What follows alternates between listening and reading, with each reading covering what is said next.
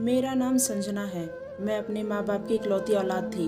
मैंने अपनी पसंद से एक सौरभ नाम के लड़के से शादी की थी। हमारी शादी से कोई खुश नहीं था क्योंकि सौरभ का कोई पक्का जॉब नहीं था। मेरे पापा कहते थे उसके साथ तुम्हारा फ्यूचर सेफ नहीं है, पर मैं अच्छी जॉब करती थी और कॉलेज में पढ़ाती थी और सोचती थी कि मैं और सौरभ साथ मिलकर अपनी ज़िंदगी का खर्च उठा लेंगे। मेरे पापा कहते थे कि मर्द और औरत मिलकर कमाए, इसमें कोई बुरी बात नहीं, लेकिन सिर्फ औरत ही कमाए और मर्द घर पर बैठा रहे तो ऐसे में मर्द पर 2 महीने में ही एक अजीब सा असर हो जाता है और फिर वह कमाने का शौक बिल्कुल ही खत्म कर लेता है और सोचता है कि घर तो चल रहा है और अपनी मस्ती में वह मगन हो जाता है। मेरे पापा ने मुझे समझाया था कि तुम किसी भी तरह अपने पति को बिगाड़ना मत। मैंने कहा जिनसे मोहब्बत करते हैं उन्हीं को तो बिगाड़ कर रखते हैं। तो मेरे पापा ने कहा कि पति पत्नी के रिश्ते में इस तरह की मोहब्बत जो आपके पार्टनर को बिगाड़ दे बहुत बुरी साबित होती है। मेरे माँ बाप ने मुझे भारी दिल के साथ विदा किया। मैं भी जानती थी कि वह खुश नहीं है। बहरहाल हमारी शादी हो गई।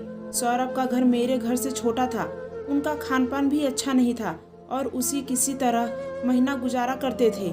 मेरे लिए वहाँ रहना आसान नहीं था, पर प्यार और हमारे रिश्ते के लिए मैंने सब कुछ बर्दाश्त किया। सौरभ ऐसे तो मेरे साथ ठीक था, पर वक्त के साथ मैंने यह नोट किया कि वह बहुत ही लापरवाह इंसान थे। उन्हें मेरी कोई फिक्र नहीं थी, वह सिर्फ मुझे हासिल करना चाहता था। जब उसने मुझे हासिल कर लिया तो उसकी चाहत पूरी हो गई और मुझ में और घर में रखे फर्नीचर में कोई फर्क नहीं था। एक दिन मुझे मेरी सास ने समझाया था कि न जाने तुम जैसी अच्छी लड़की इसके नसीब में कैसे आ गई। खैर वक्त गुजरने लगा, मेरे यहाँ औलाद की कोई खबर नहीं। यह सौरभ की माँ को हमारे औलाद की बहुत ख्वाहिश थी। वो दिन रात दुआएं करती और बेचैन रहती। मैं सौरभ से बात की तो उनका कहना था कि बे औलाद का इलाज बहुत महंगे होते हैं, जब ईश्वर को मंजूर होगा औलाद हो जाएगी।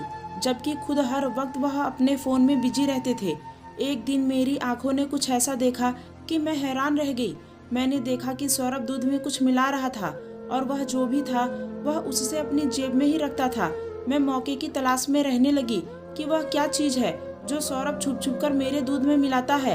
एक दिन वह चीज़ मेरे हाथ ही लग गई और मैं हैरान और परेशान रह गई। वह प्रेगनेंसी ना होने की दवाई थी। मैं बहुत मुश्किल से इस चीज़ को बर्दाश्त कर गई थी, पर मैं सौरभ से इस बात का जिक्र नहीं किया क्योंकि मैं उससे प्यार करती थी और इस बात का अंजाम कुछ अच्छा नहीं निकलता। वह चाहता था कि मैं माँ ना बनूं, पर क्यों? मैं उसको माफ़ करके खामोश हो गई। मैंने यह राज अपने दिल में ही रख लिया। मेरी शादी को 5 साल गुजर गए और सौरभ की माँ अपने पोतों की सूरत देखने की ख्वाहिश अपने दिल में लिए ही इस दुनिया से चली गई। डॉक्टर का कहना था कि मुझे जो दिन रात मेरे पति ने दवा दी है उनकी वजह से मेरी तबीयत बहुत खराब हुई है, तभी यह देरी हो रही है। मैं तो उम्मीद तोड़ चुकी थी, लेकिन ईश्वर की करनी ऐसी हुई कि उनके जाने के बाद 1 महीने बाद ही मुझे औलाद की खुशी मिल गई।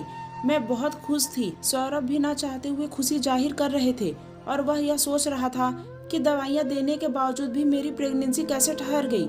ईश्वर अगर चाहे तो कुछ भी हो सकता है, इसलिए इतनी दवाइयाँ खाने के बावजूद ईश्वर ने मुझे औलाद की खुशी से नवाज दिया था।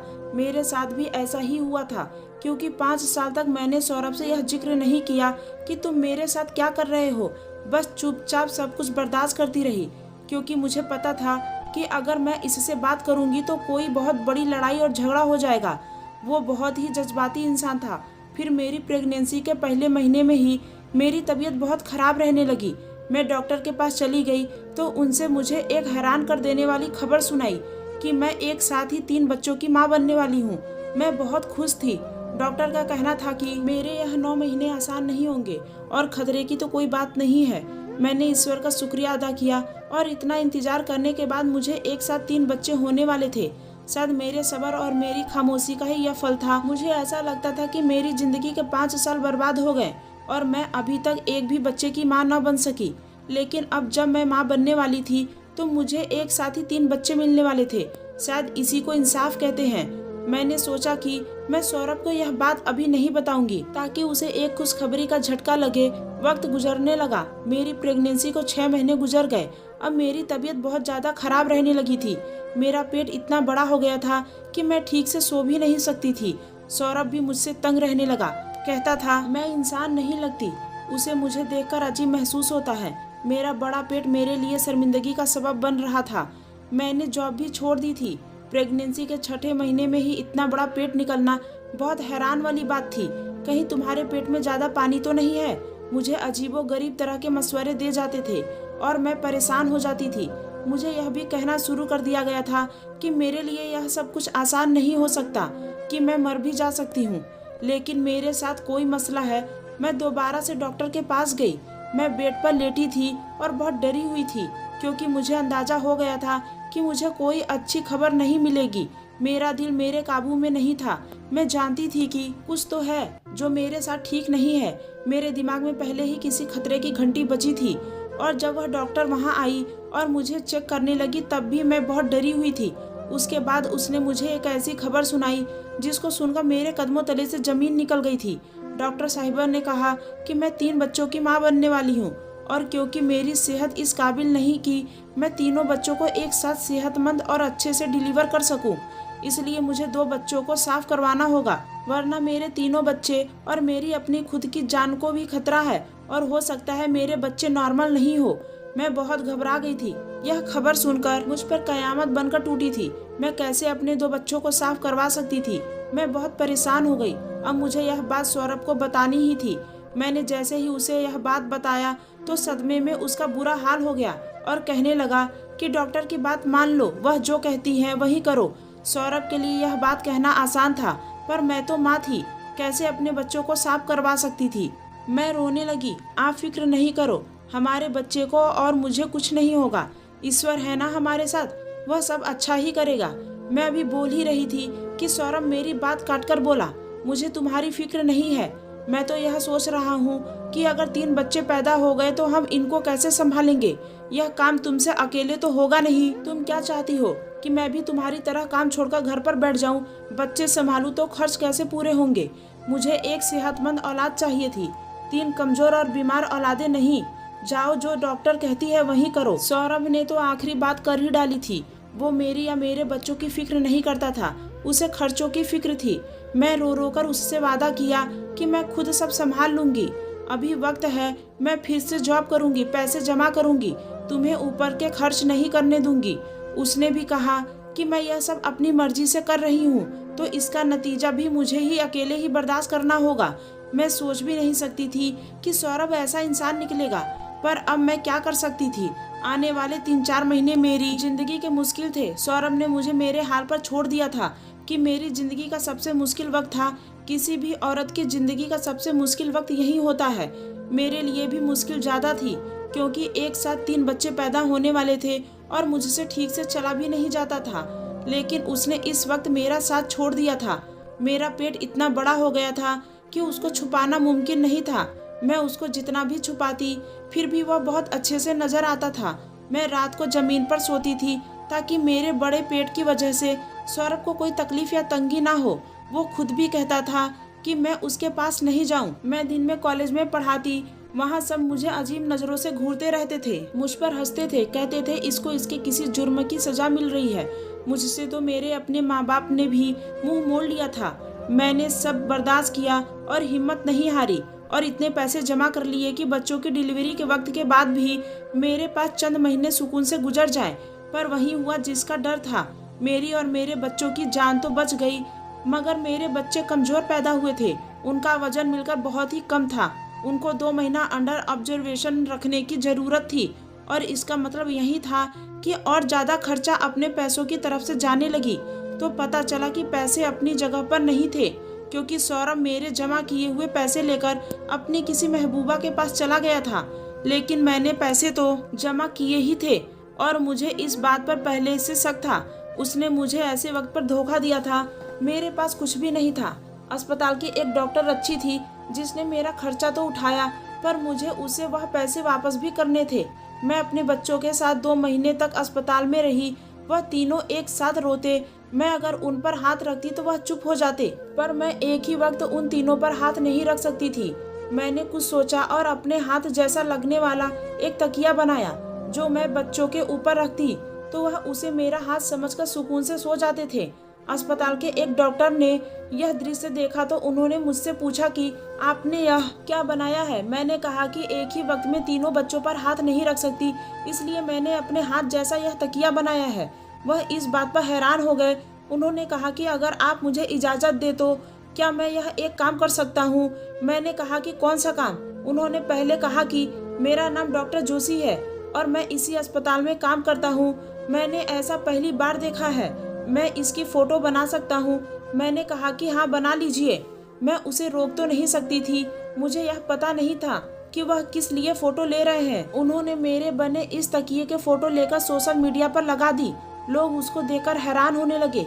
मैं 2-3 महीने के बाद अपने बच्चों को लेकर घर आ गई।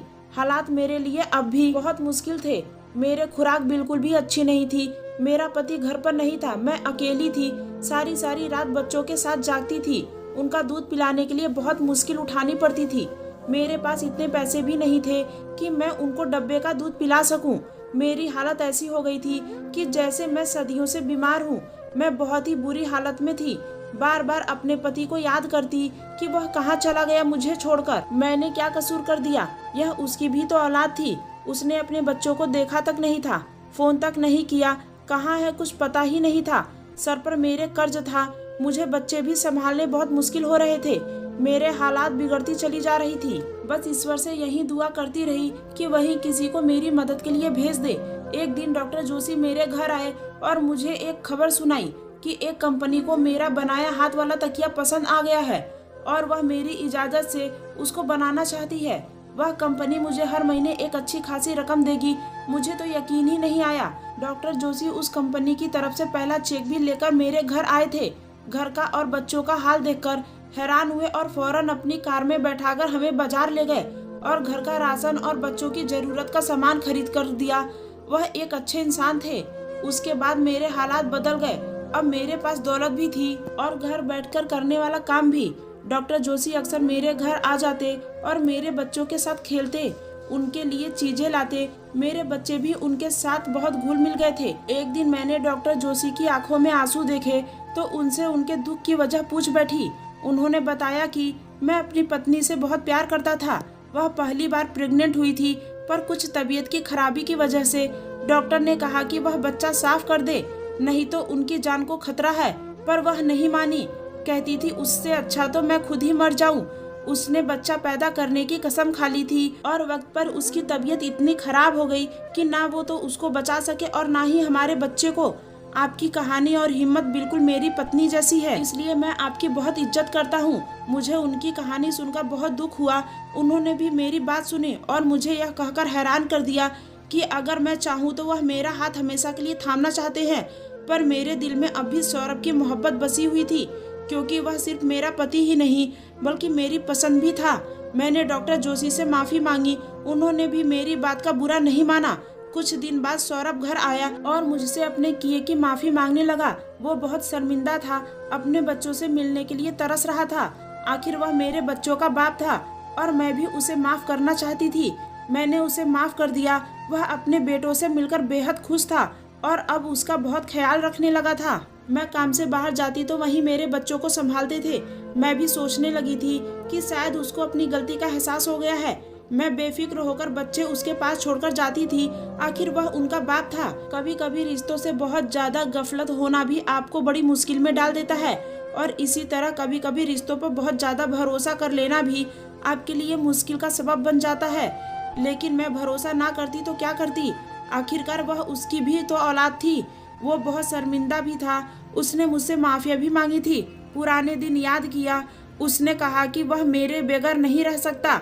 उसे मेरी और बच्चों की बहुत याद आई कि वह वापस आ गया। एक दिन मैंने सौरभ को बाजार से कॉल की और पूछा बच्चे ठीक है? उसने बताया कि ठीक है और वह फोन बंद करना भूल गया क्योंकि मैं घर के नंबर पर कॉल की थी। साथ ही सौरभ का मोबाइल बज गया। वह वहीं खड़े होकर किसी से बातें करने लगा। मैं उसकी बातें सुनकर हैरान रह गई। हाँ, वह मुझ पर भरोसा करती है, सब कुछ मेरे हवाले कर कर चली जाती है। मुझे पता है अब उसके पास बहुत दौलत है। बस सही मौके की तलाश में हूँ। जैसे ही मौका मिल जाएगा मैं अपना काम करके भाग जाऊंगा। तुम ही मेरी सब कुछ हो, मेरी जान। मैं आता हूँ जल्द ही। यह सुनकर तो मेरे कदमों तले से जमीन ही निकल गई। वह फिर से मुझे धोखा दे रहा था। वह मेरे पास सिर्फ इसलिए लौटकर आया था ताकि फिर से मुझसे मेरी दौलत चुराकर भाग सके। यह तो वक्त की करनी थी कि मुझे उसके इरादों का पता चल गया। मैं दूसरी बार सौरभ से धोखा नहीं खाना चाहती थी। मैंने उसके लिए क्या नहीं किया और वह मुझे धोखा पर धोखा दे रहा था। मैंने उसके खिलाफ एक प्लान बना ली और उसे यह यकीन दिलाया कि मैं अपनी सारी दौलत अलमारी में रखे एक काले बैग में रखती हूँ। अगर कभी मैं घर पर ना हो तो वह उस बैग की हिफाजत करे। अगले ही हफ्ते सौरभ मौका देखकर वह बैग लेकर फरार हो गया। उस बैग में नोट की एक तह तो जरूर थी, पर उसके नीचे सिर्फ ईंटों की तह थी। उन ईंटों की वजह से लगभग 15 किलो के आसपास था। अब सौरभ किस मुंह से वापस आता, उसको भी अंदाजा हो गया था कि मैं उसकी असलियत जान चुकी हूँ। उसके पास मुझे बेवकूफ बनाने का एक ही मौका था और वह इस्तेमाल कर चुका था। अब वो तो वापस आकर यह नहीं कह सकता था कि मैंने तुम्हारे पास से जो बैग लेकर गया था उसके अंदर तो पैसे नहीं थे। अब तो मुझे वह पैसे दे दो या फिर से मुझ पर भरोसा कर लो। वह सब मेरा अब भरोसा खो चुका था। मुझे अफसोस तो बहुत हुआ, पर वह कहते हैं ना कि कभी कभी धोखा इसलिए भी अच्छा होता है क्योंकि आपको लोगों के असली चेहरे के बारे में पता चल जाता है। मैंने यह सब डॉक्टर जोशी को बताया। मुझे लगा था कि अब वह मुझे कबूल नहीं कर सकते क्योंकि मेरे इनकार के बाद वह मेरे घर भी नहीं आते थे। पर जैसे बुरे इंसान कभी अपनी फितरत नहीं बदल सकते, वैसे ही एक अच्छा इंसान भी अपनी फितरत का पक्का होता है। और डॉक्टर जोशी एक अच्छे इंसान थे। वह मुझसे शादी करने के लिए राजी हो गए। उन्होंने मेरी सौरभ से डिवोर्स कराने में बहुत मदद की। डिवोर्स होने के बाद हमने शादी कर ली। आज हमारी शादी को 2 साल हो गए हैं और मेरे बच्चे उनको ही पापा कहते हैं। एक दिन सौरभ हमारे घर आया। उसको पैसे की जरूरत थी। कहता था कि उसकी बेटी की जान खतरे में है। डॉक्टर जोशी ने पता करवाया तो उसकी बेटी के गुर्दों का ऑपरेशन था जो डॉक्टर जोशी ने फ्री में करवा दिया। उस दिन मैंने सौरभ में एक मजबूर बाप देखा था। वह अपने किए पर अब जाकर सच में शर्मिंदा था। अपने बेटों से मिलना चाहता था। पर उस दिन मैंने उसको सिर्फ इतना कहा कि शायद एक अच्छा इंसान और एक औरत होने के नाते मैंने तुम्हें माफ कर दिया है, पर एक माँ होने के नाते मैं तुम्हें कभी माफ नहीं करूंगी। मैं डॉक्टर जोशी के साथ बहुत खुश हूँ और हम अपनी जिंदगी से बहुत ही मुतमईन हैं। मैं तो इस बात पर हैरान हूँ कि आज सौरभ की एक बेटी थी। वो उसके लिए पैसे भी कमाता था, उसे संभालता भी था, सब कुछ करता था। क्या वह यही सब कुछ मेरे लिए और अपने बेटों के लिए नहीं कर सकता था? सच है कि आजकल पसंद की शादियों में यही सबसे बड़ा मसला है कि लड़के लड़कियों सिर्फ एक दूसरे को हासिल करना चाहते हैं, सिर्फ अपनी ख्वाहिश को पूरी करने के लिए। वरना सच्ची मोहब्बत करने वाला हमसफर जो आपके साथ हर हाल में रहे, आपका साथ दे, बहुत कम ही देखने को मिलता है। इसलिए सिर्फ प्यार के चक्कर में ना पड़े, बल्कि अच्छा हमसफर तलाश करे और उसके साथ अच्छा हमसफर बनकर रहे। अगर स्टोरी अच्छी लगी हो तो प्लीज मेरे चैनल को सब्सक्राइब करके मुझे सपोर्ट करें। धन्यवाद।